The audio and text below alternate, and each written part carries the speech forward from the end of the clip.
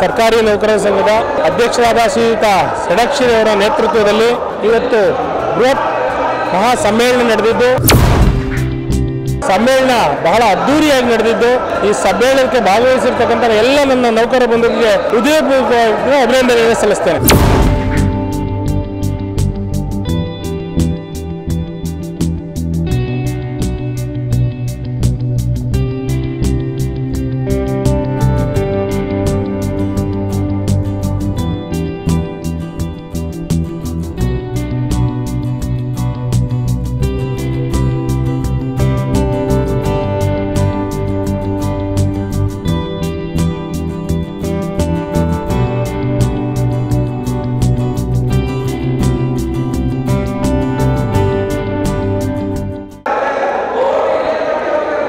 ಕರ್ನಾಟಕ ರಾಜ್ಯ ಸರ್ಕಾರಿ ನೌಕರರ ಸಂಘದ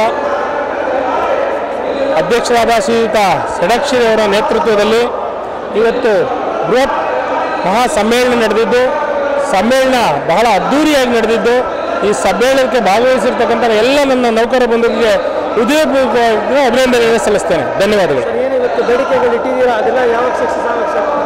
ಬೇಡಿಕೆಗಳ ಈ ಮಾನ್ಯ ಮುಖ್ಯಮಂತ್ರಿಗಳು ಯಾವುದೇ ಕಾರಣಕ್ಕೂ ಸರ್ಕಾರಿ ನೌಕರರಿಗೆ ನಾವು ಅನ್ಯಾಯ ಮಾಡೋದಿಲ್ಲ, ಅವರು ಪರವಾಗಿರ್ತೀವಿ ಅಂತ ಹೇಳಿದ್ದಾರೆ.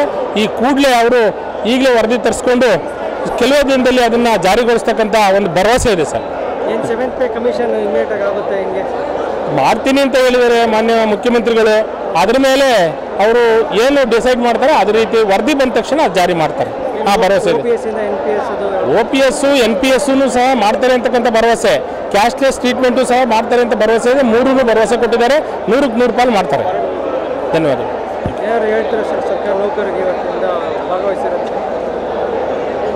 ನನ್ನೆಲ್ಲ ಆತ್ಮೀಯ ಸರ್ಕಾರಿ ನೌಕರ ಬಂಧುಗಳೆಲ್ಲರೂ ಸಹ ಇವತ್ತು ಭಾಗವಹಿಸಿ ನಮ್ಮ ಈ ಬೃಹತ್ ಸಮ್ಮೇಳನವನ್ನು ಯಶಸ್ವಿ ನಡೆಸಿದ್ದಕ್ಕೋಸ್ಕರ ತಮ್ಮೆಲ್ಲರಿಗೂ ಹೃದಯಪೂರ್ವಕವಾಗಿ ಅಭಿನಂದನೆ ಸಲ್ಲಿಸ್ತೇನೆ. ಧನ್ಯವಾದಗಳು.